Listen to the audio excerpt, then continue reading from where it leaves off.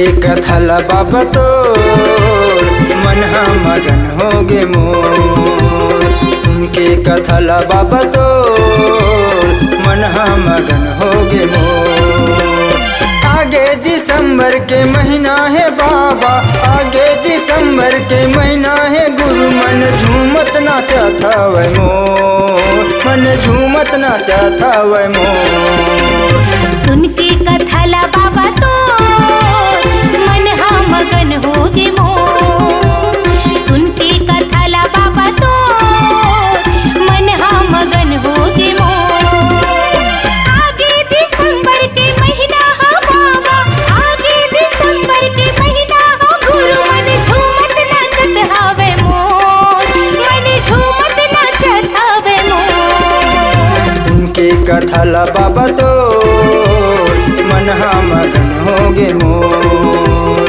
सुन के कथला बाबा तो मन मगन होगे मोर।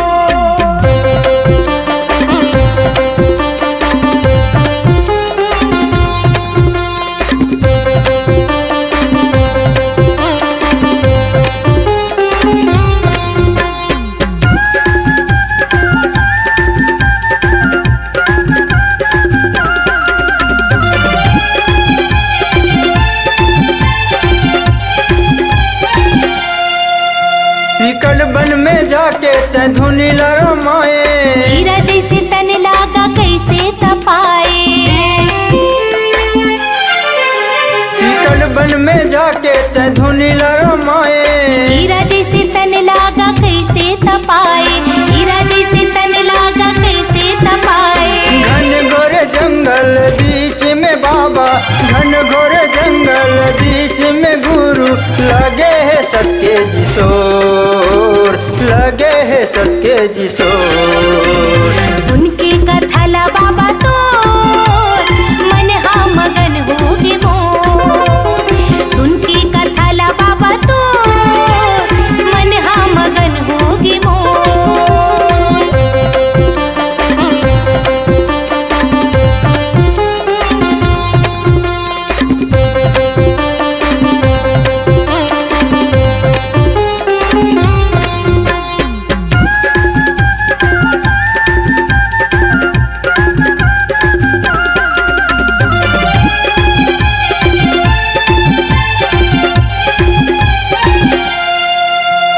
महिमा दिखाए चरण अमृत कुंड के, भोले तू मैल बाबा ये पापी तन के।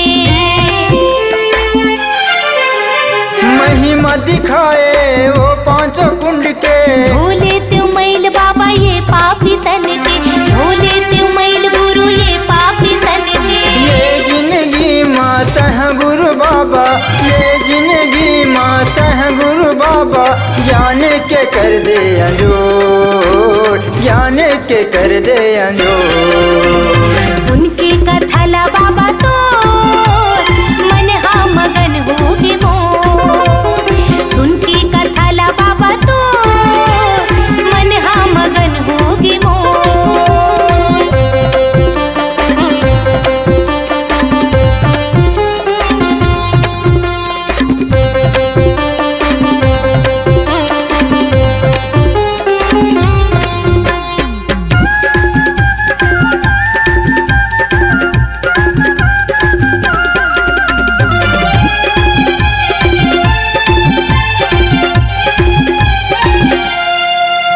अजर है अमर है गुरु तोर कहानी, चरण तोर धोके तर जाती जिनगानी।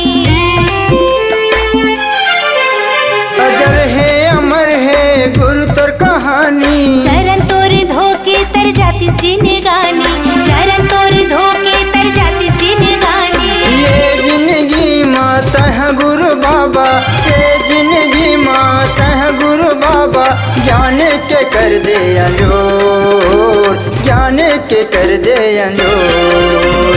सुन के कथला बाबा तो मन मगन होगे मोर। सुन के कथला बाबा तो मन मगन होगे मोर। उनके कथला बाबा तो मन मगन होगे मोर। सुन उनकी कथला बाबा